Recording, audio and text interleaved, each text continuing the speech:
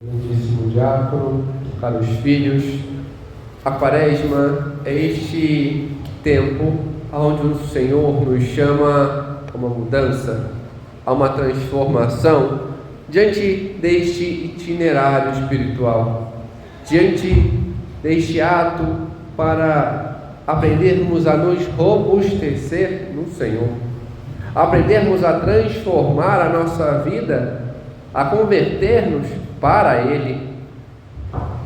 Este sentido de entendermos como uma academia, aonde somos chamados a emagrecer das gorduras dos nossos pecados e ao mesmo tempo a ganhar músculos espirituais no Senhor, ganhar força no Senhor, em Cristo.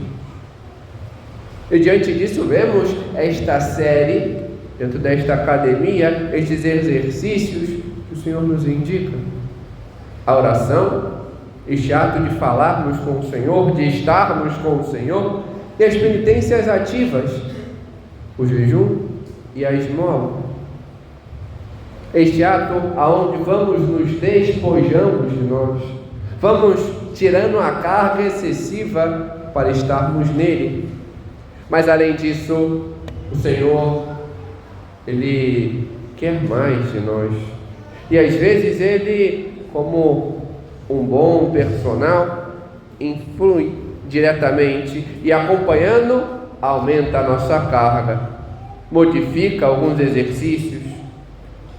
E Ele o faz diante deste ato, desta potencialização, por meio das penitências passivas. Ele quer mais de nós. Padre, mas qual é a diferença das penitências ativas para as passivas? As penitências ativas são aquelas que eu escolho, aonde eu me despojo de mim, daquilo que eu gosto, e coloco diante de um ponto específico. Olha, eu gosto muito de chocolate, então vou me despojar disso. Olha, eu gosto muito de comer tal coisa, então não vou comer isso. Olha, eu não gosto de comer tal coisa, então eu vou colocar aquilo. Alguns, olha, eu gosto muito de tomar refrigerante, então não vou tomar refrigerante. Olha, eu gosto de tomar banho quente, apesar de o calor que estava fazendo essas semanas, banho frio estava sendo uma maior pedida, mas então, um banho gelado, esse ato onde eu escolho estes despojamentos.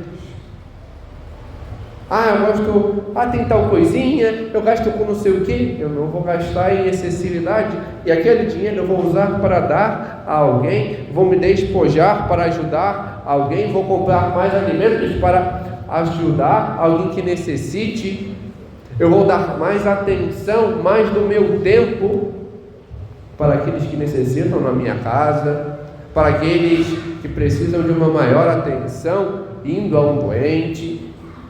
Esses atos que eu escolho. As penitências passivas não. As penitências passivas são aquelas que o Senhor dá.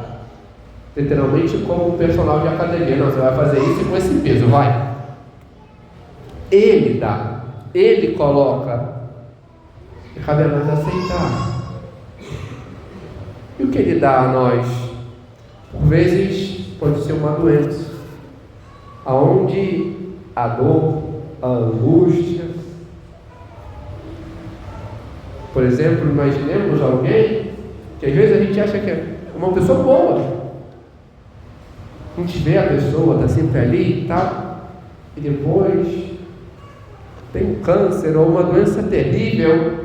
É um ato de amor a Deus, porque Ele está querendo purificar inteiramente aquela pessoa. Ou uma humilhação forte que a pessoa acaba passando, uma acusação, um processo, uma acusação indevida, alguma perda, alguém que se ama muito, ou aquela pessoa que lutou para conseguir algo que aquilo foi roubado, foi perdido de alguma forma. São esses atos onde o Senhor quer arrancar de nós, nos purificar. Algum sofrimento, alguma angústia que se passa, às vezes espiritualmente, às vezes diante da nossa vida. São esses atos onde o Senhor coloca, onde Ele permite, para que sejamos purificados. E cabe a nós aceitar com amor aquilo que São José Maria apresenta em Sulco, no ponto 235. Não te queixes se sofre. Lapida-se a pedra que se estima, que tem valor. Dói-te, deixa-te lapidar com agradecimento, porque Deus te tomou nas mãos como um diamante. Não se trabalha assim, pedregulho. Nós não somos um pedregulho nas mãos do Senhor, e por isso Ele coloca tais penas. Por isso o Senhor quer nos lapidar. Ele não quer uma pedra bruta. Ele quer que estejamos com Ele com o maior dos brilhos, a semelhança dEle, e por isso Ele influi em nós, para que sejamos inteiramente purificados. E é este o caminho que nos é apresentado pela liturgia. Diante da apresentação, como vimos na primeira leitura, do povo que estava cativo no Egito, estava sendo ali formado, gerado, purificado para ser um povo de Deus. E lembramos de igual modo o paralelo que acontece anos depois, diante do exílio na Babilônia, aonde que acontece em virtude dos erros de alguns, sim, mas também da purificação de muitos, para ser o povo que Deus queria que fosse, o povo dele, um povo que vivesse para Ele. De igual modo, vemos no Evangelho, diante dos relatos que aparecem na primeira parte, a humilhação que aqueles homens sofreram, diante do modo como morreram, do modo como padeceram, os sofrimentos, Deus o permite, diante das suas próprias faltas, mas é claro, também para ser purificado. É esse o sentido do adubo que o Senhor diz. Esse sentido de sabermos olhar para nós e reconhecermos a nossa pequenez, a nossa necessidade do Senhor, porque devemos saber que é Ele que nos salva, não nós mesmos. É Ele que nos liberta. E é isso que Ele apresenta na primeira leitura, mostrando quem está te mandando. Quando te perguntarem, diz: ego emir ou não? Eu sou, está te enviando. Aquele que está te enviando. Ego sum qui sum. Para apresentar a Vulgata, eu sou aquele que sou. Este é o Deus de Abraão, o Deus de Isaac, o Deus de Jacó, é aquele Deus que tudo faz, aquele que é por excelência.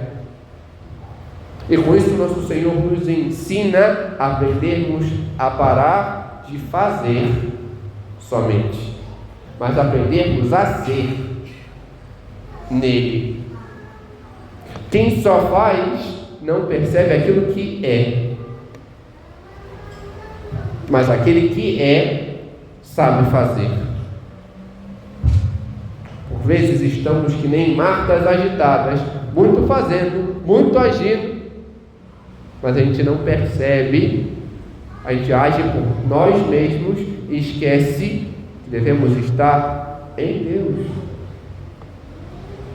Devemos aprender a ser filhos dependentes do Senhor. Aquilo que o Salmo vai nos apresentar é Ele, o Deus forte. É Ele, o Deus bondoso e compassivo, que perdoa os nossos pecados, por mais graves que sejam. Ele vem sempre a nós e nos perdoa, desde que estejamos dispostos a mudar. Desde que estejamos arrependidos e o busquemos de fato. Desde que aprendemos a mudar a nossa vida. É Ele aquele que cura as nossas enfermidades. E essa cura, por vezes, se dá diante de uma purificação, diante de uma ação dele. E é isso que vemos São João Crisóstomo comentando essa ação que o Senhor apresenta na primeira parte do Evangelho de hoje, diante da morte terrível que esses homens acabaram sofrendo. Ele diz que Deus permite o sofrimento dos homens, as suas perdas, para levar os outros ao reino. Mas, então, os outros estão sofrendo por minha causa? Não, diz São João Crisóstomo. Cada um sofre pelos seus próprios erros, mas estes mesmos servem também aos outros, para que diante do medo, do pavor, diante daquela coisa extrema, pesada, eles também se convertam e não caiam neles. Como assim, padre? Ainda não entendi. Existem dois modos onde o Senhor apresenta esta correção dura e enfática. Ele, como pai, faz com seus filhos. A correção se faz necessária. O Senhor ensina os pais a ser pais. Não é passar sua mão na cabeça. O Senhor corrige. Diante dos atos que se faz, tem consequências. E o Senhor pune, corrige de fato, mas aos outros dá a punição, que é para a purificação, que é para a transformação daquela pessoa, que é para a correção dela e o retorno ao caminho correto. Serve também aos outros que vêm para, diante daquilo que fizeram, não fazerem, não caírem naquele erro e retornarem ao rumo correto,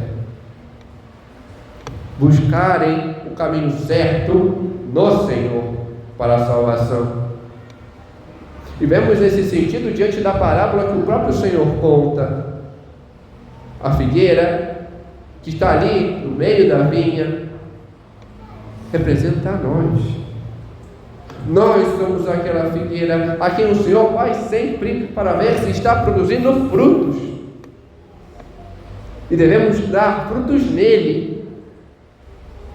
Mas quando não produzimos, ainda assim, o Senhor não nos corta de fato. Não está produzindo. O Senhor não nos trata numa mentalidade empresarial. Não produz, cai fora. O Senhor é Pai. E Ele nos dá uma chance hoje. Nos dá este período para aprendermos a aproveitar e nos converter. Ele quer que estejamos nele. Por isso, Ele cava, coloca adubo, prepara as coisas para que saibamos dar frutos nele. São Gregório Magno apresenta justamente esse sentido do adubo, dizendo que o adubo são os pecados da carne, que o Senhor coloca como um esterco diante de nós para nos corrigir, mas também para que saibamos refletir sobre os pecados, refletir a grandiosidade perversa que é o pecado, que são esses atos, a realidade de que puxa para baixo, esse definhar que o pecado gera. E diante disso, nos converter, nos levar para Ele, termos esta unidade com o Senhor. Nós podemos, aonde se convertem. Assim fala São Gregório Magno, alguns diante disso, diante da correção, mudam, se convertem, mudam de vida, buscam o Senhor, fogem desses atos. Outros Vimos na segunda leitura São Paulo nos falando, tem tudo, mas ainda assim desagradam ao Senhor. Ainda assim escolhem outras coisas. Ainda assim estão eles mortos no deserto. O Senhor diz isso não só àqueles daquele tempo, mas a nós. Eis hoje, como apresenta as músicas da Quaresma, o tempo da nossa conversão. Hoje, não amanhã, não depois. Hoje é o tempo para aprendermos a nos converter e aprendermos a dar os frutos que Deus nos quer. Porque haverá um tempo em que chegará o Senhor. Se não dermos frutos, seremos cortados. Porque o Senhor coloca sempre diante de nós a possibilidade, sempre prepara as coisas. Mas devemos dar frutos. Frutos de unidade com Ele, frutos de conversão, de amor, de atos de transformação, de mudança de vida. Podemos perguntar a nós mesmos e ver ao longo da nossa história: quem aqui nunca recebeu um chacoalhão do Senhor para despertar e estar nele? Devemos aprender a acordar para ter esta mudança de vida de fato e aproveitar o tempo que o Senhor nos dá para esta mudança. Aprender a buscar de fato a penitência para esse despertar no Senhor, a oração para nos empenhar em nos unir a Ele e aceitar este potencializar do Senhor das penitências passivas para sermos verdadeiramente lapidados e modelados segundo a vontade dEle, para sermos aquilo que Ele quer. Ele nos quer para Ele, quer que possamos dar muitos frutos nele. E diante disso, devemos ter este empenho nesta academia que o Senhor prepara para nós, este empenho em corresponder diante desses exercícios que Ele nos pede, para que saibamos estar em forma, sem as gordurinhas excessivas do pecado, e fortes no Senhor. Temos, por isso, inúmeros exemplos, aonde se perde a conta da enormidade de santos que temos. Eles souberam fazer isso com primor. Pois existe alguém que resplandece de modo exímio e nos conduz a Ele, a Virgem Maria. Ela, dentro desta academia, foi a melhor das alunas e por isso é a melhor das personagens. Ela nos ensina a corresponder a Ele em tudo. Por isso, acorramos a ela, para que ela nos ensine a esta correspondência, a darmos os frutos que Deus nos quer. Amém. Glória ao Pai, ao Filho e ao Espírito Santo.